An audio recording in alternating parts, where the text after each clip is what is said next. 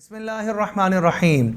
اردن جب ہمارا سفر ہوا تو وہاں پر بہت سارے ایسے شخصیات اور لوگوں کے جو کہ بڑے ہی مشہور و معروف ہماری تاریخ میں گزرے ہیں، اسلامی تاریخ میں گزرے ہیں، قرآن کا ان میں تذکرہ ہے، ان کے مزارات پر بھی حاضری ہوئی۔ چنانچہ حضرت یوشع بن نون علیہ السلام، اہل کتاب کا تو اس بات پر اتفاق ہے کہ یہ نبی ہیں۔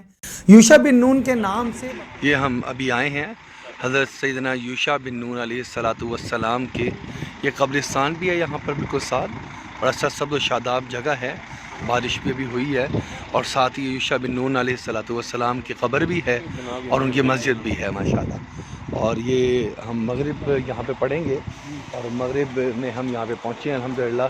یہاں پر قبرستان ہے، اور یہ قبرستان جو ہے باقاعدہ طور پر ہے، یہ ہم ان کی مسجد کے اندر جو ہے داخل ہو رہے ہیں۔ انہوں نے الحمدللہ یہ ترتیب بنائی ہے، ویسے تو ترکوں نے یہ پرانی تعمیر ہے جو انہوں نے محفوظ فرمائی تھی، لیکن انہوں نے نئی گورنمنٹ نے بھی اس کو خوبصورت بنایا ہے، تزئین و آرائش کی ہے، اور اسی لیے ان کے بادشاہ کا نام بھی یہاں پر لکھا ہوتا ہے جہاں پہ تزئین و آرائش کی بھی ہوتی ہے۔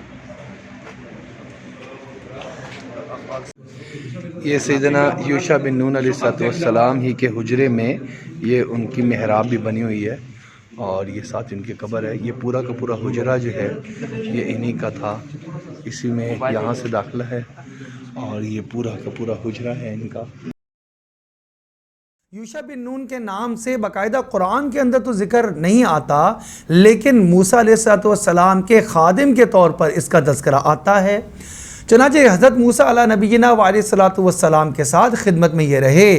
قرآن پاک میں بھی ہے فلما بلغا مجمع بینہما نسیا حوتہما، یہ سارا واقعہ جہاں پر بیان کیا گیا ہے وہاں پر حضرت یوشع بن نون علیہ السلام ہی ساتھ تھے۔ صحیح بخاری شریف کی روایت ہے، حضرت کعب رضی اللہ عنہ روایت کرتے ہیں کہ یہاں نوجوان اور خادم سے مراد حضرت یوشع بن نون علیہ السلام ہیں۔ حضرت موسیٰ علیہ السلام کے ساتھ بھی رہے۔ اس کے بعد وادی طی میں جب بنی اسرائیل کو سزا ملی تو اس سزا کے دوران ہی پہلے سیدنا ہارون علیہ السلام، اس کے بعد سیدنا موسیٰ علیہ نبینا علیہ السلام وفات پا گئے۔ یوشع بن نون کو ان کا حاکم بنا دیا گیا تھا، اور انہی کی ہی سپہ سالاری کے اندر پھر یہ جب اپنے وادی طی میں سزا کو کاٹ کر فارغ ہوئے تو پھر بیت المقدس کی فتوحات کی طرف یہ چلے، اور یہی وہ موقع ہے جس کے موقع پر اللہ رب العزت نے ان کو یہ کہا تھا کہ تم یہ کہتے ہوئے داخل ہونا کہ یا باری تعالی ہمیں آپ معاف فرما دیجئے، لیکن انہوں نے اس کلمات ہی کو تبدیل فرما دیا۔ قرآن پاک میں آیا فَبَدَّلَ الَّذِينَ ظَلَمُوا قَوْلًا غَيْرَ الَّذِي قِيلَ لَهُمْ فَأَنزَلْنَا عَلَى الَّذِينَ ظَلَمُوا رِجْزًا مِّنَ السَّمَاءِ بِمَا كَانُوا يَفْسُقُونَ، یعنی ان کو یہ کہا گیا تھا کہ تم لوگ اللہ رب العزت سے معافی مانگتے ہوئے اندر داخل ہونا، یا باری تعالی حطتن، یا اللہ ہم سے پہلے گناہ معاف فرما دے، لیکن اور جھکتے ہوئے عاجزی کے ساتھ داخل ہونا، سجدہ کرتے ہوئے۔ انہوں نے دونوں چیزوں کو بدل دیا، بنی اسرائیل نے قول کو بھی بدل دیا، عمل کو بھی بدل دیا۔ عمل کو تو یہ بدلا کہ جھکتے ہوئے داخل ہونا تھا تو یہ بالکل ہی بیٹھ گئے اور اپنے جو ہے وہ پاؤں اور ایڑیوں کے بل آگے بڑھتے رہے، اور زبان میں یہ کہنا تھا حتتن، یہ کہنے لگے حبتن فی شعرتن، حنتتن فی شعرتن، دانا بالی میں، گندم بالی میں، یعنی کہ انہوں نے کلمات بھی بدل دیے اور قول بھی بدل دیا۔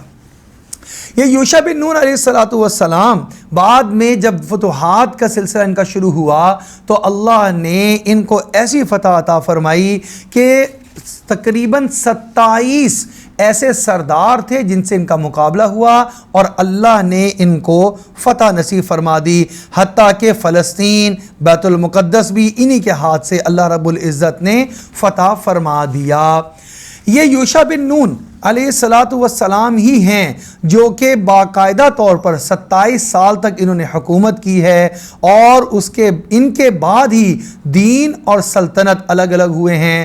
یعقوب علیہ السلام کے بیٹے لاوا کی نسل میں یہ مذہبی گروہ چلا گیا اور دین انہوں نے سنبھال لیا، اور اقتدار اور حکومت یہ یہودا جو ان کا بیٹا تھا ان کی اولاد میں چلی، لہذا وہ یہودی کہلائے۔ یوشع بن نون علیہ السلام کی مزار میں اب موجود ہے، اور اس کے جو مسجد ہم نے نماز پڑھی ہے یہاں پر تمیمی امام تھے، اور وہ حضرت تمیم داری رضی اللہ عنہ کے خاندان سے ہیں، اسی نسبت سے یہاں پر ہیں، اور بہت خوبصورت ان کی تلاوت تھی ماشاءاللہ، بہت خوبصورت انداز سے انہوں نے پڑھا ہے ماشاءاللہ. اور اب ہم یہاں اس کے مزار کے اندر موجود ہیں. سیدنا یوشع بن نون علیہ السلام کی مسجد میں آئے ہیں. ابھی ہم نے مغرب پڑھی ہے جماعت کے ساتھ. 127 عاما. شوي شوي اتكلم ولا اظني؟ شوي شوي اتكلم. یہ عاش اس مسجد کے 127 عاما. امام ہیں جو اب اس کے بارے میں ہمیں بتا رہے ہیں.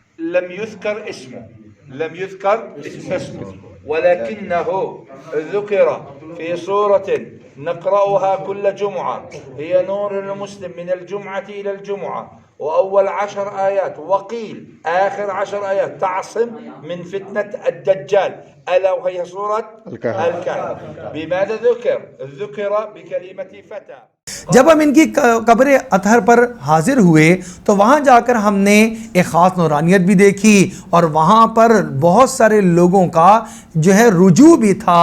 اللہ رب العزت سے دعا ہے اللہ رب العزت ہمیں ان انبیاء علیہ الصلوۃ والسلام کے نقش قدم پر چلنے کے توفیق عطا فرما دے.